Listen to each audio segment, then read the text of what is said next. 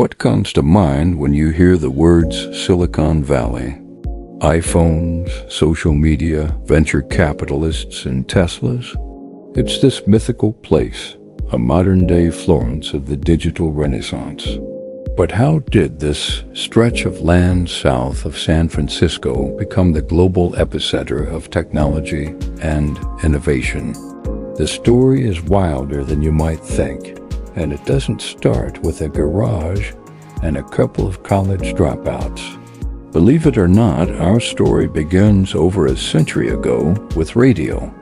In the early 1900s, this area, then known as the Valley of Heart's Delight for its orchards, became a hub for early radio and telegraph technology. A key player was Lee DeForest, who invented the Audion vacuum tube, a critical component for amplifying radio signals. This invention, right here in Palo Alto, laid the foundational groundwork for all electronics to come. Another pioneer, Cyril L. Well, founded the Federal Telegraph Company, which attracted a ton of bright engineers to the region. So the seed wasn't a silicon chip, it was a vacuum tube. But the real catalyst, the man often called the father of Silicon Valley, was Frederick Terman. He was a professor and later a dean at Stanford University. During World War II, Terman worked on crucial electronics research for the war effort in the East. When he came back, he had a revolutionary idea. Why not keep all this talent and innovation right here in California? He wanted to stop the brain drain of his best students heading east for jobs. So, Terman did something brilliant. He encouraged his students, people like William Hewlett and David Packard, to start their own companies locally instead of leaving. He even helped them get funding and space. In 1939, with a loan of just over $500 from Terman, Hewlett and Packard started their company in a now famous Palo Alto garage. Their first product? An audio oscillator, which they sold to Walt Disney Studios to help create the sound for the movie Fantasia. This wasn't just a startup. It was the birth of a new model, university research directly feeding commercial innovation. Terman's vision created a symbiotic relationship between Stanford and the tech industry that defines the valley to this day. Then came the Silicon. The moment the region truly earned its name can be traced to one man, William Shockley. Shockley was a co-inventor of the transistor at Bell Labs in New Jersey, a Nobel Prize-winning invention that would replace bulky vacuum tubes. He was brilliant, but also notoriously difficult to work with. In 1956, he decided to move back to his hometown of Palo Alto to start his own company, Shockley Semiconductor Laboratory, to build transistors out of silicon. He recruited a team of the brightest young minds in the country, but his abrasive management style quickly drove them away. In 1957, a group of 8 of his best employees, who would later be dubbed the Traitorous Eight, left in frustration to start their own company, Fairchild Semiconductor. This was a pivotal moment.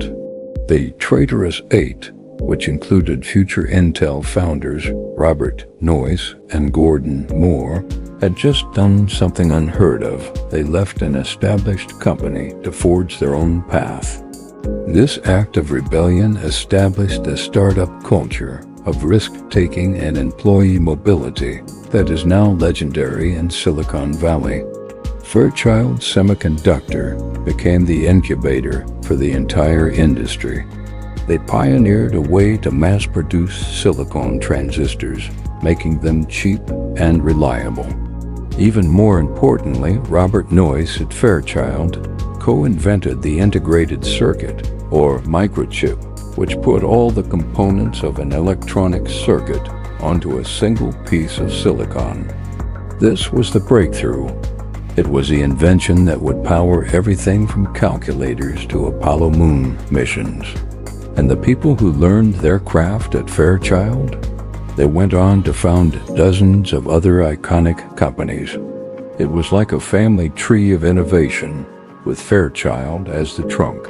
This Fairchild effect populated the valley with a network of engineers and entrepreneurs who knew each other, competed, and collaborated. As the 1970s dawned, the stage was set for the next revolution, the personal computer. The hippie counterculture of the Bay Area merged with the engineering prowess of the valley. People weren't just thinking about building components for the military or big corporations anymore. They were dreaming of putting technology into the hands of ordinary people. Out of this ferment came the Homebrew Computer Club, a group of hobbyists and enthusiasts who met to trade parts and ideas. And among them were two Steves, Steve Wozniak and Steve Jobs. In 1976, working out of a garage sound familiar, they created the Apple I and then the wildly successful Apple II. Apple wasn't just about building a machine. It was about making it accessible, user-friendly, and even beautiful. They packaged the power of the microprocessor, an invention that came directly from the work at Fairchild and Intel, into a device for the masses. This sparked the personal computer boom. Companies like Apple, Atari, and Oracle sprung up, and the name Silicon Valley, first coined in a trade journal in 1971, entered the popular lexicon. The 1980s and 90s saw the valley mature. Venture capital, a concept nurtured by early pioneers, became a powerful engine, funding risky ideas with the potential for massive returns. The success of Apple's IPO in 1980 showed just how much money could be made. This era brought us software giants like Microsoft, though based in Seattle. Its roots and rivalry with Valley companies were deep, and Adobe, which revolutionized digital publishing. The invention of the Internet and the World Wide Web then set the stage for the dot-com explosion. Suddenly, it was all about getting online. Companies like Netscape, with its web browser, opened the Internet up for everyone. Yahoo organized a chaotic web. Amazon started selling books online. And Google, founded by two Stanford PhD students, figured out how to search it all. The dot-com bubble of the late 90s was a period of insane growth and speculation. It felt like anyone with a "com" in their name could become a millionaire overnight. And when that bubble burst in 2000, many thought the dream was over. But Silicon Valley has a knack for reinventing itself. The crash cleared out the excess and paved the way for what we now call Web 2.0. The focus shifted to social media, mobile technology, and the cloud. Facebook, another dorm room project, connected the world. The iPhone, launched in 2007, put a powerful computer connected to the internet in everyone's pocket, creating a whole new ecosystem of apps and services. Companies like Twitter, Netflix, and Uber used this new platform to disrupt entire industries. So from vacuum tubes to microchips, from defense contracts to personal computers, from the dot-com boom to the age of the smartphone, the history of Silicon Valley is a story of continuous evolution.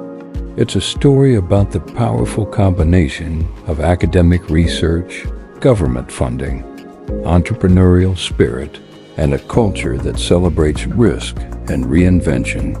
It's not just a place on a map. It's a mindset.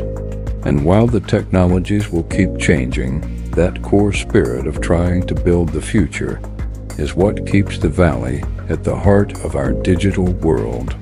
Thanks for watching this journey through time. What do you think is the most important moment in Silicon Valley's history? Let me know in the comments below.